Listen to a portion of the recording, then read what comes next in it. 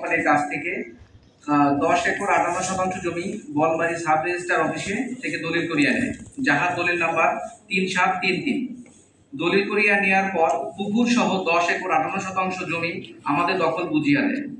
হাল সনের খাজনা পরিশোধ রয়েছে, সেই মোতাবেক এলাকার জেলে পরিবারদের পক্ষে সুকুমার মাঝিগণদের সাথে আমাদের কেএইচপি লিমিটেডের 3 বছর অন্তর অন্তর চুক্তি হয় এবং চুক্তি মোতাবেক মাছ চাষাবাদ করে।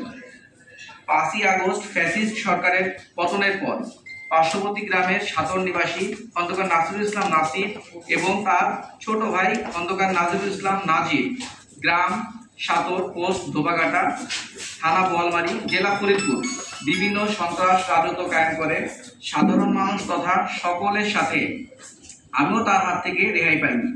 গত 1.5 মাস আগে আমার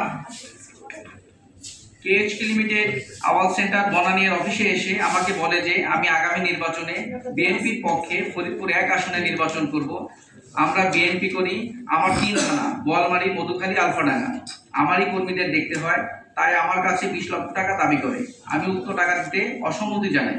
তারই কিছুদিন পর নাসির, নাজির সহ নাসিরের লোকজন পুকুর পাড়ে আসিয়া উক্ত পুকুরের সহ আশেপাশে জমি দখল নিয়েছে এবং আমাদের কোম্পানির 3টি সাইনবোর্ড ভেঙে নিয়ে যায়।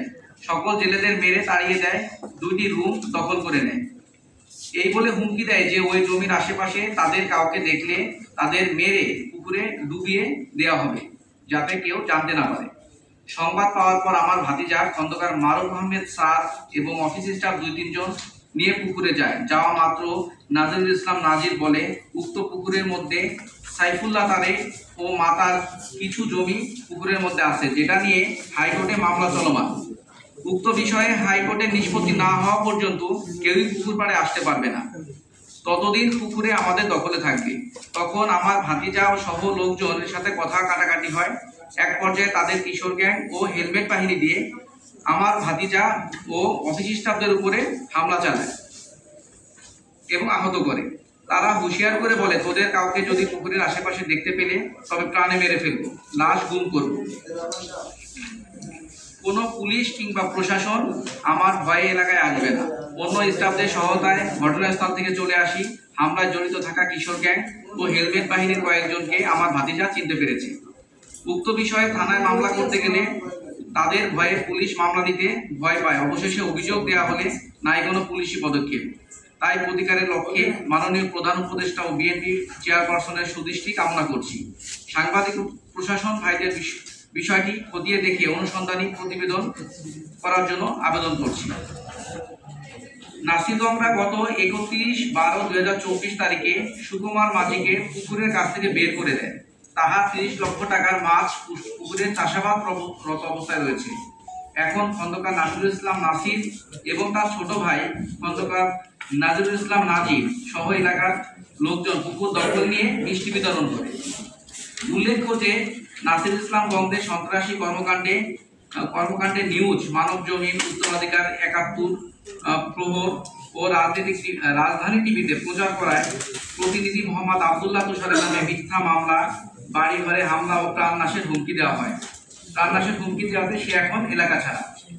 সাংবাদিক তুষার এই বিষয়ে বলমারী থানায় 17 জনের বিরুদ্ধে অভিযোগ দায়ের করেন।